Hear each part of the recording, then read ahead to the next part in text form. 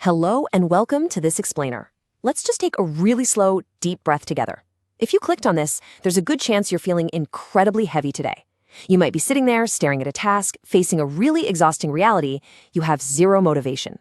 And I want to start right off by gently acknowledging that that is totally okay. Today, we're going to explore some beautifully simple, research-backed tools to help you find just a tiny spark when your tank is completely empty. We're not doing the hustle and grind thing here. We're just looking at gentle ways to move forward. So let's dive into this. You might be sitting there right now with an internal monologue playing on loop, saying something like, "Why can't I just do this? It's not even that hard." Believe me, we have all been there, feeling totally stuck and completely overwhelmed. But what's really important to understand here is that struggling to start is incredibly common. When you're staring at a task and feeling absolutely frozen, you aren't broken, and you certainly aren't lazy. There's a very real psychological friction happening in your mind right now. Which brings us to the weight of being stuck and understanding that emotional friction. The crucial point here is that feeling frozen like this isn't a lack of willpower. It's a very real emotional barrier. We tend to think of motivation as a battery that we just need to charge up, but psychology actually shows us it's more about the emotional weight we're carrying around. In psychology, there's a concept sometimes called the wall of awful. It's the heavy dread, the past frustrations, and the negative emotions that just sort of build up around a task. Over time, these feelings create an invisible wall around even seemingly easy things. Like answering a quick email, folding some clothes, or opening a blank document. You aren't just trying to do a task. You're trying to climb over a literal wall of awful. Before we even look at solutions, I really need you to remember this. A lack of motivation is a key symptom of depression. Emotional exhaustion, often resulting from chronic stress or burnout, can significantly reduce your motivation levels. Please hear me when I say this. This lack of energy is a symptom. It's a symptom of burnout or exhaustion, or maybe depression. It is absolutely not a personal failure, and it's not a character flaw. Your brain and your body are just genuinely tired.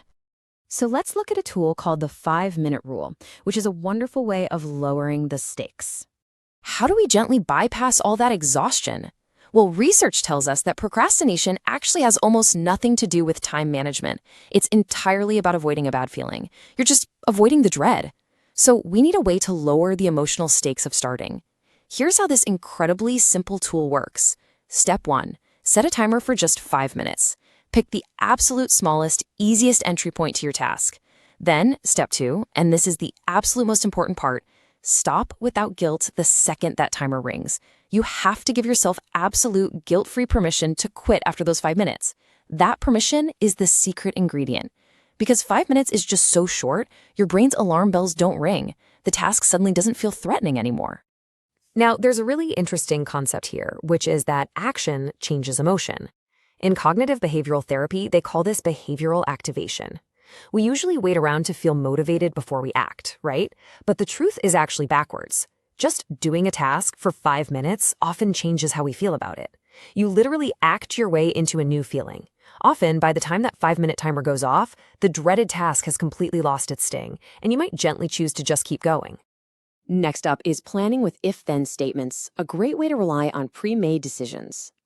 Let's look at this gentle strategy. When we're burned out, simply making decisions takes way too much energy. If-then planning acts like a simple backup plan for your brain, so you don't have to decide what to do in the heat of the moment.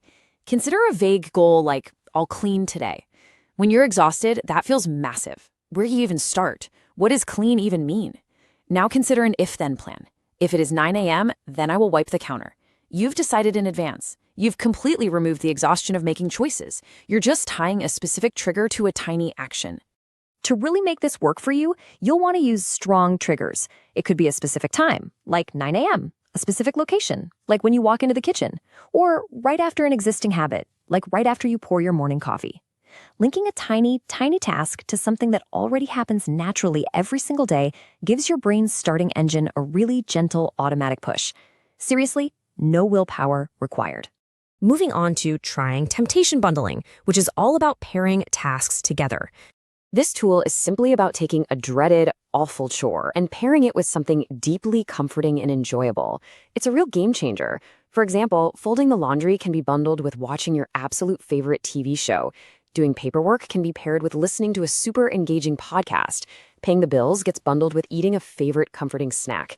The golden rule here is you only get the comforting thing when you're doing the hard thing. It sweetens the experience and really eases the friction of getting started. Now let's talk about the power of body doubling and using silent partners. If you're still feeling stuck, there's another really gentle method we can try. Body doubling is the practice of using a silent partner to help anchor your focus when you just can't find it on your own. As humans, we're naturally hypersensitive to the presence of others. It's just a psychological quirk. We naturally focus better when someone else is working nearby. Instead of forcing yourself to summon heroic self-discipline, you can basically just borrow the calm energy of someone else in the room. It turns our built-in awareness of other people into a gentle anchor for our own attention. And there are perfectly low-pressure ways to do this. You can invite a friend over just to quietly co-work at the kitchen table. You can join a silent video call, just keep the cameras on and the microphones completely muted. Or simply go sit in a quiet local coffee shop. Just seeing someone else working helps quiet that urge to escape into your phone or into other distractions. You really don't have to do it alone. Finally, let's talk about finding your next small step for some gentle progress. As we begin to wrap up this explainer, please remember, you do not have to fix everything today. Your to-do list does not define your worth. Right now, gentleness is the priority. You don't have to solve motivation alone. If low motivation persists for weeks, it is absolutely important to consult a mental health professional. If you are stuck in a deep rut of burnout or depression, and these tools feel like trying to empty the ocean with a spoon, reaching out to a therapist or a doctor is a brave, valid, and necessary step. Taking care of your mind is literally the most productive thing you can do. I want to leave you with this incredibly reassuring thought. Small steps are not cheating. They are how things actually get done.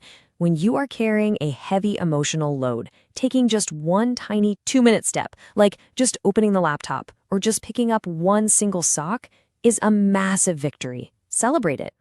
So as we end our time together today, I want to ask you this. What is one tiny thing you might try today? Maybe it's setting a 5-minute timer. Maybe it's putting on your favorite show while you wash one single dish.